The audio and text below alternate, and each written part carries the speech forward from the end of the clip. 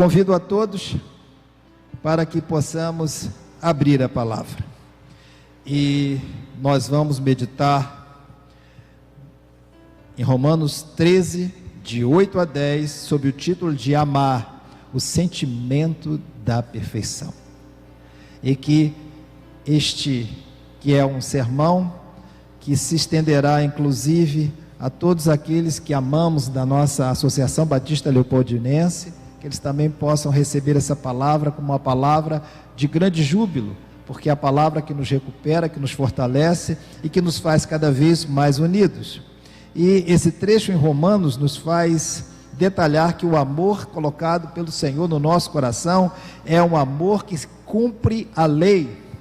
Deus nunca faz nada imperfeito.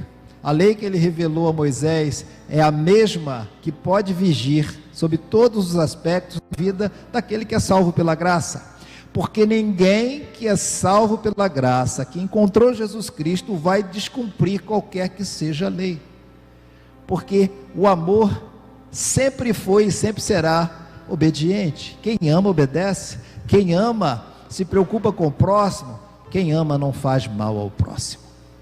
E assim, mesmo aqueles que estão presentes aqui assentados, nós vamos falar sobre a vontade de Deus e a sua revelação na palavra, capítulo 13 de Romanos, a partir do verso 8, que assim diz: a ninguém fiqueis devendo coisa alguma, exceto o amor com que vos ameis uns aos outros, pois quem ama o próximo tem cumprido a lei. Por isto, não adulterarás, não matarás, não furtarás, não cobiçarás. E se há qualquer outro mandamento, tudo nesta palavra se resume: amarás o teu próximo como a ti mesmo. O amor não pratica o mal contra o próximo, de sorte que o cumprimento da lei é o amor. Amém? Falemos com Deus. Obrigado, Senhor, pela tua palavra revelada, que teu Santo Espírito, de forma graciosa, colocou na mente e no coração do autor, porque tudo advém do teu trono da graça, e que possamos meditar sobre sua essência, Senhor. A tua essência é o amor, que possamos entender e viver segundo os teus propósitos. Graça damos pela tua revelação a nós, através do amor de Jesus Cristo, que até mesmo se entregou na cruz para que nós pudéssemos ter este laço que nos une, que nos fortalece e que nos faz entender que o Senhor continua governando todas as coisas, inclusive o nosso viver. E é isso que nos traz o entendimento, e é isto que nos traz a gratidão, não só hoje, mas para todos sempre, em nome de Jesus. Amém. Amar é algo que em muitas ocasiões é da boca para fora. Em muitas ocasiões as pessoas dizem amar, mas na verdade estão simplesmente manifestando através dos lábios aquilo que ela não faz. O nosso Jesus Cristo demonstrou o amor através do seu sacrifício, e com isso nos trouxe não só a palavra, mas também a certeza, não só a certeza, mas também a esperança, e essa esperança nos faz mudar o rumo da nossa vida, quando nós o encontramos. O amor é o dom da suprema felicidade. Quem ama realmente consegue entender a essência de Deus e viver a essência de Deus, e é isso que nós temos batido nos últimos 120 dias, para que a igreja possa despertar da sua essência, a essência do amor. E quando amamos, nós não temos limites para realizar grandes obras. E é através destas grandes obras que nós vamos realizar ao nosso próximo aquilo que está escrito na própria palavra, porque o resumo dela, conforme o próprio apóstolo Paulo, inspirado pelo Espírito Santo, declara no seu verso 9: amarás o teu próximo como a ti mesmo. E a pergunta que eu faço, e é muito comum o apóstolo Paulo fazer perguntas na sua própria prática de ensino: você se ama? Não precisa responder, você precisa sentir o amor de Deus. Aquele que não ama nem a si, nem ao seu próximo, ele se torna, conforme primeira epístola do apóstolo João, capítulo 3, verso 5, ele se torna um homicida. E o homicida não tem parte com Deus, nem vai alcançar os céus. Então nós temos que ter muito cuidado no trato deste sentimento perfeito que nos aperfeiçoa. Por isso o título, Sentimento da Perfeição. Amar é um condicional de Deus para que possamos realmente receber a marca de Cristo. A marca de Cristo veio pelo seu sacrifício em amor.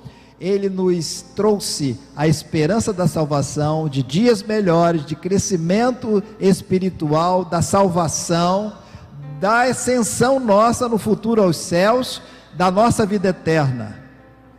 Porque pelo amor ele foi até o Calvário por cada um de nós.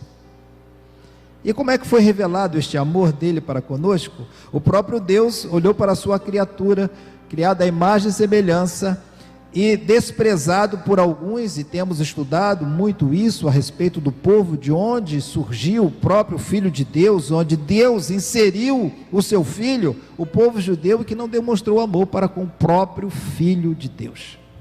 Se você não amar a Deus, se você não amar o Filho, se você não amar o Espírito Santo, você não poderá ser amado por Ele. Ele nos amou primeiro e nos conquistou. Amor é ato de conquista, sim ou não? É ato de conquista.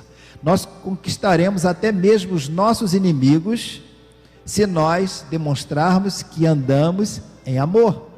Aquele que não gosta de você, aquele que não tolera você, aquele que não suporta nem mesmo a sua voz, se enxergar em você atos de justiça, que é a expressão do amor, do servo de Jesus Cristo, do salvo por Jesus Cristo, ele se transforma e vai dizer assim: consigo próprio, esta pessoa tem algo diferente, e vai começar a se interessar, até mesmo pelas suas ações. E o primeiro tópico meu é que o amor traz felicidade. Pastor, amor só traz tristeza, amor traz dor. Então não é amor. Quem ama é feliz. Quem ama consegue entender a razão da sua felicidade. Uma pequena ilustração de um rei muito próspero, um rei que tinha tudo em suas mãos, tinha toda sorte de bens, mas não era feliz. E todos aqueles que estavam à sua volta buscavam retirar daquele rei um sorriso, algo que demonstrasse que ele era feliz, ou que a felicidade tinha alcançado aquela vida. E ninguém conseguia nada. Ele vivia de forma rancorosa, ele vivia de forma tristonha. Imagine os editos desse rei, imagine as coisas que ele assinavam, tudo para prejudicar mais e mais os seus súditos, porque aquele que não se ama não pode dar aquilo que ele não tem. Portanto, ríspido, difícil trato. E os seus conselheiros não aguentavam mais tamanha forma de trazer e fazer inimizade, de afastar o amor dos súditos para com o seu rei, e foram buscar um sábio, porque os conselheiros já não conseguiam mais tirar dele aquilo que seria algo de bom. E aquele sábio disse assim: olha, o problema do rei é que ele não consegue se identificar com aquela pessoa que é feliz. Eu vou dar um conselho para vocês. E os conselheiros ficaram aliviados e alegres. Ele vai nos dar um conselho bom. Você vai buscar a pessoa mais feliz do reino e vai pedir que ele ceda uma camisa, e esta camisa será a camisa da alegria do rei. Ele vai botar por debaixo do seu manto, porque a alegria contagia. E é uma verdade. Aquele que é alegre muda o clima pesado de um ambiente, assim como aquele que ama muda o pensamento que está em torno dos que estão presentes. E eles foram atrás. Procuraram, está difícil, vamos mais para o interior. E ali, bem distante do palácio, encontraram um homem que trabalhava na lavoura, só a pino, cantando, louvando, bendizendo a criação. E eles ficaram admirados de ver um homem trabalhando tão duro, tão feliz, e chegaram-se próximo dele, como todo homem do interior ficou desconfiado de ver pessoas tão bem vestidas, e ele, do torso nu, sem camisa, e disseram: por que tanta felicidade? Aí ele falou assim: eu não tenho motivo para ser infeliz. Vamos para a sua casa. E foram até a casa dele e viram que todos na casa estavam imbuídos de uma felicidade que não tinha razão. Uma casa humilde, simples, com o básico para atender suas necessidades, e perguntaram: qual é a razão da sua felicidade? Ele disse: nós nunca procuramos razão para não sermos felizes. Todos temos saúde, todos temos trabalho, todos temos ocupações, e todos nós temos harmonia. Então, essa família trabalha assim, porque isso advém do Deus a quem servimos. E os conselheiros não entenderam muito não, mas vamos fazer o que o sábio mandou. E pediram a ele: me dê um exemplar da sua camisa, uma camisa qualquer, para que o rei possa usar. E aí que aquele homem se tocou que ele nunca usou uma camisa, ele não tinha camisa. E ele disse assim: eu não posso dar o que eu não tenho camisa. E como é que o senhor é tão feliz sem camisa? Eu não preciso de camisa, eu trabalho a sol a pino, aqui não faz frio, eu não tenho camisa para dar. E aqueles homens ficaram sem solução para aquilo que o sábio havia predito em sua colocação. Não poderiam atender, porque aquele homem a quem eles foram buscar era feliz, não pelo que ele possuía, mas por aquilo que Deus coloca no coração daquele que se satisfaz com o que tem. O que muitas vezes traz infelicidade é porque todo aquele que junta tesouros na terra tenta juntar mais e mais, e cai na cilada de buscarem aquilo que não mais precisam, de que não mais necessitam, de que não mais têm a buscar. E a Bíblia nos explica isso em 1 de Pedro 4, e vamos ler nos versos 7 e 8, para entender aquilo que é intrínseco, o que é amor, para que Deus coloque entendimento. 1 João, perdão, eu falei 1 de Pedro, a primeira epístola do apóstolo João, capítulo 4, 7 e 8, diz assim: amados, amemo-nos uns aos outros, porque o amor procede de Deus, e todo aquele que ama é nascido de Deus e conhece a Deus. Aquele que não ama não conhece a Deus, pois Deus é amor. Qual era o segredo daquela família? Amavam a Deus e, portanto, tinham a essência desse Deus para se amar uns aos outros, sem buscar outra necessidade que não seja ter Deus como o sustentador de todas as coisas. E nós vamos entender também, lá em 1 de Pedro,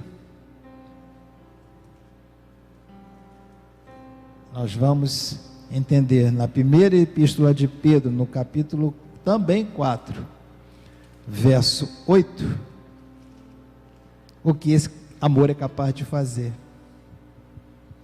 1 de Pedro, capítulo 4, verso 8, que diz assim: acima de tudo, porém, tende amor intenso uns para com os outros, porque o amor cobre multidão de pecados. Perceba que o amor é capaz até de influenciar na mudança de comportamento, apagando os pecados da nossa vida. E normalmente quem não ama vive a pecar, como recitado. E aquele que ama vive segundo os preceitos do Senhor, o homem que não tinha caminho. E por que nós às vezes pecamos? Verso 9 da mesma epístola de Pedro, no capítulo 4, verso 9, diz: sede mutuamente hospitaleiros, sem murmuração. É a palavra que Deus não gosta. É a palavra, o ato, o sentimento, a forma de expressar um sentimento interno que nunca agradou a Deus, a murmuração. Se você tem dúvida, veja o povo hebreu caminhando no deserto. Tudo ia muito bem até que a murmuração chegou. Quando começamos a reclamar da vida, quando começamos a reclamar das circunstâncias, nós jamais enxergaremos objetivos maiores que não sejam a própria reclamação, a própria causa de travarmos em nossos problemas. Precisamos entender que Deus age de acordo com aquilo que vai no nosso coração e vai nos conceder vitória quando em tudo dermos graças. Em tudo dai graças. Pastor, não é possível em tudo dai graças. É assim. E o verso 10 e 11 completa esta palavra do apóstolo Pedro, que diz: servi uns aos outros, cada um conforme o dom que recebeu, como bons despenseiros da multiforme graça de Deus. Se alguém fala, fale de acordo com os oráculos de Deus. Se alguém serve, faça-o na força que Deus supre, para que em todas as coisas seja Deus glorificado por meio de Jesus Cristo, a quem pertence a glória e o domínio pelos séculos dos séculos. Amém? Que assim seja. Segundo ponto é que quem ama é nascido de Deus. Já lemos o trecho em 1 João 4, 7 e 8. E o que é ser nascido de Deus? É entender que este Deus nos trouxe uma nova vida. E podemos não só enxergar isto na primeira epístola de João, como também aqui mesmo, na epístola aos Romanos, no capítulo 12. Para que tenhamos uma nova vida, precisamos mudar o nosso entendimento desta vida, mudando aquilo que precisa ser mudado. E diz assim a palavra, Romanos 12, a partir do verso 1, e que se conclui no verso 2: rogo-vos, pois, irmãos, pelas misericórdias de Deus, que apresentei o vosso corpo por sacrifício vivo, santo e agradável a Deus, que é o vosso culto racional. E não vos conformeis com este século, mas transformai-vos pela renovação da vossa mente, para que experimenteis qual seja a boa, agradável e perfeita vontade de Deus. Se você assim agir, você não vai murmurar, porque você vai entender que todos os desígnios dados por Deus trouxe para você o quê? Aquilo que é maravilhoso para que você tenha uma vida frutífera.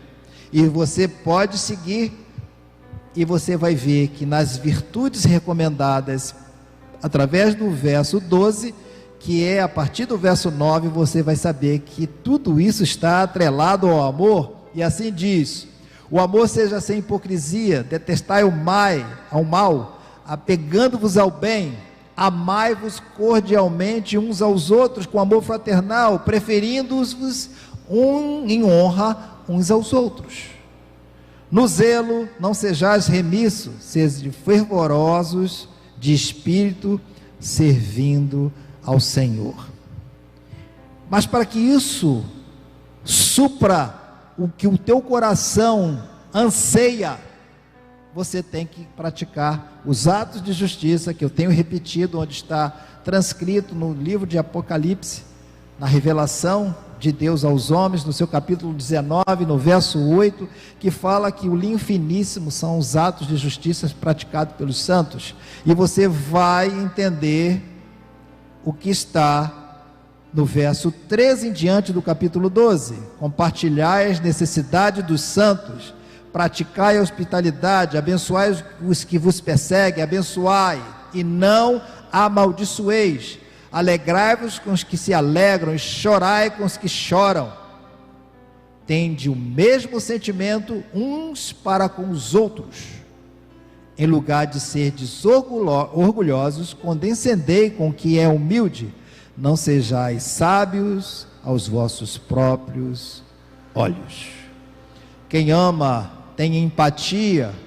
Tudo isso aqui se resume na palavra empatia, que traz a cada um de nós a verdadeira revelação de Deus em nos manter amando uns aos outros, para que tenhamos uma vida salutar. Ainda não feche Romanos 12, porque não parou por aí. O verso 18 diz: se possível, quando depender de vós, tende paz com todos os homens. Não vos vingueis a vós mesmos, amados, mas dai lugar à ira, porque está escrito: a mim pertence a vingança, eu é que retribuirei, diz o Senhor. E o verso 20 vai nos explicar que nós temos que amar até mesmo os nossos inimigos, porque o amor é um sentimento que nos traz virtude. E assim diz, verso 20 do capítulo 12 de Romanos: pelo contrário, se o teu inimigo tiver fome, dá-lhe de comer, se tiver sede, dá-lhe de beber, porque fazendo isto, amontoarás brasas vivas sobre a sua cabeça. Não te deixes vencer do mal, mas vence o mal com o bem. E só pode vencer o mal com o bem aquele que tem amor no coração, aquele que deixa que Deus possa trazer para nós um sentimento maravilhoso. Porém, na terceira parte dessa nossa prédica, nós vamos entender que quem ama, perdoa e se aperfeiçoa. Convido vocês a irem a Mateus 5, 43 a 48. Em Mateus 5, que é parte do Sermão do Monte, nós vamos entender essa revelação de Deus e a forma como ela deve ser praticada. E diz assim, verso 43 do capítulo 5 de Mateus: ouviste o que foi dito, amarás o teu próximo e odiarás o teu inimigo. Isso aqui é a lei de Talião, olho por olho, dente por dente. Mas o que diz o Evangelho, o que diz o amor de Deus? Verso 44: eu, porém, vos digo, isso é Jesus falando, amai os vossos inimigos e orai pelos que vos perseguem. Pausa. Você tem feito isso? Não responda, medite, pense. Você que está aqui presente, você que está em casa, você que está ao alcance da minha voz, temos que viver segundo os preceitos liberados pelo nosso mestre, pela sua defesa no amor, e pelo amor ele nos traz um constrangimento, porque não fazemos aquilo que o nosso Senhor nos propõe. É uma proposta de vida diferente, para que você possa enxergar a vida com outro prisma, com uma outra visão, a visão advinda de Deus. O 45 completa o pensamento: para que vos tornei filhos do vosso Pai Celeste, porque Ele faz nascer o seu sol sobre os maus e bons, e vir chuvas sobre os justos e injustos. Você pode até usar um guarda-chuva quando Deus faz chover sobre a terra, a natureza é obediente ao Senhor, mas você jamais vai ver chuva tão somente sobre a cabeça daquele que é filho de Deus. Ele se predispõe a amar toda a criatura, mesmo aqueles que não são seus filhos, porque não cumpriram aquilo que está no verso 45, porque não alcançaram esse amor de forma a terem o privilégio de serem chamados filhos de Deus, mas mesmo assim, ele cumpre aquilo que ele determina e a natureza o faz. fazer com que essa chuva possa regar todos os campos e trazer para cada um de nós o alimento necessário. Deus não quer ver ninguém sofrendo, e Ele não quer que nenhum dos seus filhos fuja da responsabilidade de viver o amor e de amar o seu próximo, mesmo que ele seja um inimigo. O 46 explica isso. Porque se amardes os que vos amam, que recompensa tendes? Não fazem os publicanos também o mesmo? E se saudardes somente os vossos irmãos, que fazeis demais? Não fazem os gentios também o mesmo? Portanto, sede vós perfeitos, como perfeito é o vosso Pai Celeste. Qual é o pai que não quer ver os filhos no modelo da perfeição? Voltando ao verso 8 do capítulo 13, que é o texto base dessa nossa prédica.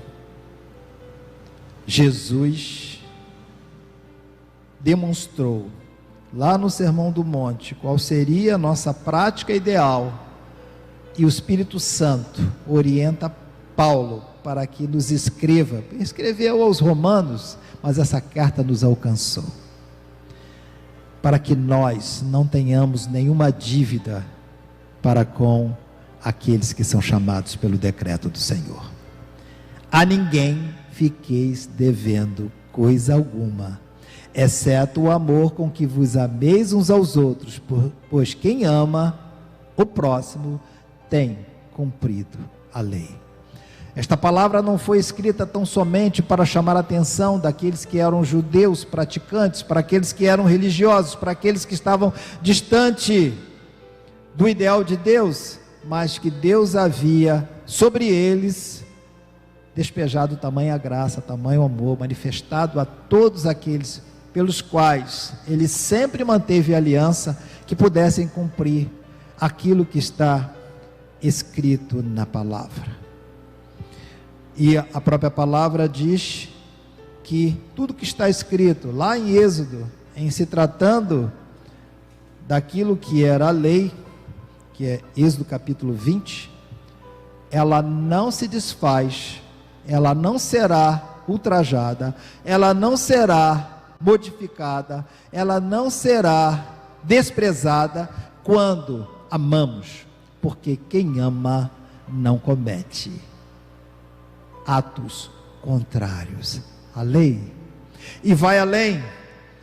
Aquele que foi alcançado pela graça de Cristo, ele se torna um agente do amor de Deus na proclamação daquilo que é pertinente à revelação de Deus através dos homens, através daqueles que alcançaram a sabedoria divina, para que nada venha a faltar ao que busca aperfeiçoamento. E inserimos no verso 3 aquilo que é justamente o perdão. O perdão implica na dificuldade de alcançarmos o amor na sua plenitude. Nós não podemos fazer julgamento do nosso próximo, nós não podemos deixar de perdoar aquele que não merece perdão. Ué, pastor, quando eu falei que você vai amar o inimigo, não significa que ele tenha pedido perdão para você, não significa que ele mudou o pensamento, não significa que ele está te olhando com novos olhos, com a nova visão. Significa que você foi perdoado por Deus, não sendo merecedor, e você tem que perdoar aquele que não merece. Isto é perdão. Perdoar é não mais olhar com olhar desconfiado e acusatório para aquele que não demonstra amor nem arrependimento. Por isso é que Deus faz chover sobre o justo e sobre o injusto, sobre aquele que já entendeu o seu amor e a natureza de Cristo, e aquele que não quer aceitar Jesus Cristo.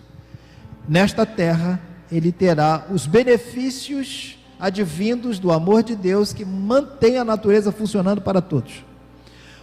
E mesmo nesse momento de pandemia, nós vemos que Deus está revelando seu amor para com todos. Não queira você achar que Deus vai cuidar tão somente dos escolhidos. A morte não é punição. A morte é o término e Deus pedindo aquilo que já lhe pertence, que é a vida. Ele pode chamar tanto o justo como o injusto. O injusto, ele vai tomar a vida que ele deu nesta terra, e infelizmente aquele que negou a Cristo, aquele que não entendeu o amor de Deus, vai viver a eternidade junto com o diabo e seus anjos. Decaídos, perderam a glória de Deus, mas para aquele que partiu com Jesus Cristo, a festa do céu é maravilhosa. Chegou mais um justificado. Eu imagino, vai faltar abraço para tanto abraço, é o que mais a gente sente falta nos dias de hoje. Vai faltar abraço para tanto abraço, para tanta felicidade, porque venceremos a morte. Porque aquele que não ama é homicida, portanto vencemos a morte. E não é o autor da morte que é o beneficiário. Se eu mato alguém por falta de amor, o maior culpado, o acusado, sou eu. Então, se eu libero perdão, libero amor, porque é impossível liberar amor para o meu inimigo se não for através do perdão, e aí Deus vai ficar alegre. E o que é a alegria do Senhor? É a nossa força. E você vai se tornar mais forte. O capítulo 14, a partir do verso 1, da própria epístola aos Romanos, fala sobre aqueles que são fracos. Porque aquele que ama é aquele que está cheio de fé. Aquele que demonstra o amor é aquele que a fé tomou conta do seu ser e ele se tornou forte. Diz: acolhei ao que é débil na fé, ou seja, fraco na fé, não porém para discutir opiniões. Um crê que tudo pode comer, mas o débil come legumes. Quem come não despreze o que não come, e o que não come não julgue o que come, porque Deus o acolheu. A liberdade concedida pelo amor de Deus a todos os homens é manifesta neste trecho da palavra, e é um deles, que diz que nós não devemos fazer julgamentos mútuos, e é isso que leva a contenda, é isso que leva a discussões sem fundamentos, não levarão o povo de Deus, nem a criatura de Deus a lugar algum, porque não chegarão nunca a um consenso. E a palavra prossegue: quem és tu que julgas o servo alheio? Para o seu próprio Senhor está em pé ou cai, mas estará em pé, porque o Senhor é poderoso para o suster. Um faz diferença entre dia e dia, outro julga dias iguais. Cada um tem opinião bem definida em sua própria mente. Quem distingue entre dia e dia, para o Senhor o faz. Quem come, para o Senhor come, porque dá graças a Deus. E quem não come, para o Senhor não come, e dá graças a Deus. Porque nenhum de vós vive para si mesmo, nem morre para si mesmo. Porque se vivemos, para o Senhor vivemos, se morremos, para o Senhor morremos. Quer pois vivamos ou morramos, somos do Senhor. Amém? Foi precisamente para este fim, diz o verso 9 do capítulo 14, que Cristo morreu e ressurgiu para ser Senhor tanto de mortos como de vivos. Tu, porém, por que julgas teu irmão? E tu, por que desprezas o teu? Pois todos compareceremos perante o tribunal de Deus, e como está escrito: por minha vida, diz o Senhor, diante de mim se dobrará todo joelho, e toda língua dará louvores a Deus. Assim, pois, cada um de nós dará contas de si mesmo. Para com essa briga, para com a confusão, para com eu quero ter razão. Quem faz isso está matando o amor. Portanto, que possamos entender que tudo quanto se cumpre em relação à lei, se cumpre no centro do amor, que é Cristo Jesus. Ele é o centro de toda forma de amor manifesta nesta terra. Antes dele não houve, depois dele não haverá. Tudo está centralizado naquilo que ele diz, daquilo que ele viveu, daquilo que ele liberou a cada um de nós. E que possamos, dentro deste texto escolhido, meditar no capítulo 10, no capítulo 13, verso 10. O amor não pratica o mal contra o próximo, de sorte que o cumprimento da lei é o amor. Que entendamos, que cresçamos no crescimento deste que é o nosso alvo. Eu quero ser igual a Cristo, eu quero amar como Cristo amou, eu quero entender o que Cristo quis nos passar através da sua própria prática. Como o homem não conseguia entender a letra, e a própria palavra diz que a letra mata, ele se tornou carne, para que nós olhássemos para ele e entendêssemos qual é a expressão de amor. Como eu manifesto esse amor? Como é que eu vou viver este amor? Da mesma forma que Cristo viveu, para que nada venha nos confundir e nada venha a nos separar deste amor de Deus, e que Deus permaneça no teu coração, na tua vida, na tua casa, no teu agir, no teu pensar. Tenha a mente de Cristo, e assim você vai viver a excelência deste amor, o amor conforme a prática nos faz reviver de que este amor é o sentimento da perfeição. Que o amor te aperfeiçoe, que o amor te fortaleça, e que tudo quanto você venha fazer em prol de Deus seja realizado ainda nesta terra, demonstrando o amor ao próximo, se enchendo do amor de Deus, porque você não pode dar aquilo que você não tem. Se você encher a sua vida com o amor de Deus, você terá Deus em amor para a prática de toda boa obra e de tudo quanto é necessário existir nesse mundo, para que Deus manifeste e continue manifestando através da sua família. Você faz parte da família de Cristo, que Ele não se afastou de nós, e que o amor seja colocado no teu coração para a honra e glória deste Deus. Pai bendito, obrigado, porque a tua palavra é viva e eficaz. Que a tua essência, que é o amor, possa superabundar em nossa vida, que possamos viver segundo os teus preceitos, que possamos entender este amor e vivê-lo na sua intensidade. Quem ama verdadeiramente cumpre aquilo que o Senhor quer. O cumprimento da lei está no amor de Cristo, e que possamos cumprir a tua lei, revelada desde o povo antigo a Moisés, para que ela continue se cumprindo em nós através da graça.